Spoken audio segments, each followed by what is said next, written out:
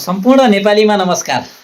हाम्रो देश नेपाल धेरै उथल-पुथल, धेरै बलिदान, सङ्घर्ष, त्यागपछि पार गर्दै फेरि एउटा हामी ऐतिहासिक क्षणमा पाइला टेक्ने क्रममा छौँ, जुन निर्वाचनको माध्यमबाट हामी जाँदैछौँ।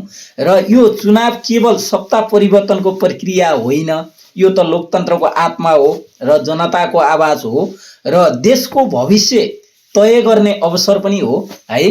त्यसैले आज देशको कुना कुनादेखि गाउँदेखि सहरसम्म, हिमालदेखि तराईसम्म 165 वटै निर्वाचन क्षेत्रमा एउटै प्रश्न उठिरहेको छ। अब हामीले चाहने कस्तो नेपाल त? अब हामीले चाहेको कस्तो नेपाल त? नफुट्ने नेपाल हो कि होइन, नरहने नेपाल हो कि न्याय शान्ति र गरिमामय रहिरहने नेपाल हो कि?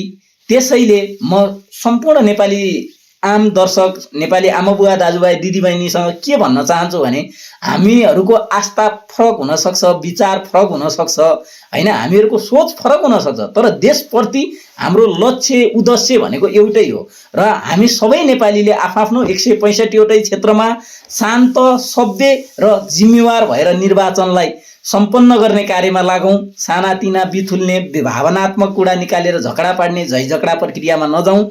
आजको भोट केवल मतपत्र मात्रै होइन, भोलिको नेपालको हस्ताक्षर हो। हामीले भोलि ती प्रतिनिधिलाई देश हस्तान्तरण गरेको हस्ताक्षर हो। त्यसैले विशेष ध्यान दिएर मतदान गरौँ र विशेष व्यक्ति चिनेर मतदान गरौँ। देशमा धेरै किसिमको बलिदान भएको छ, धेरै उत्तलपुत्तल भएको छ, धेरै आम नेपालीले आफ्नो अमूल्य जीवन गुमाउनु परेको छ। त्यसैले धेरै सभ्य र संवेदनशील भएर, जिम्मेवार भएर निर्वाचनलाई सम्पन्न गरौँ। सबैलाई यति बेरसम्म भिडियो हेरिदिनु भएकोमा विशेष धन्यवाद। जय देश, जय नेपाल। सम्पूर्णमा नमस्कार। हस्त, धन्यवाद।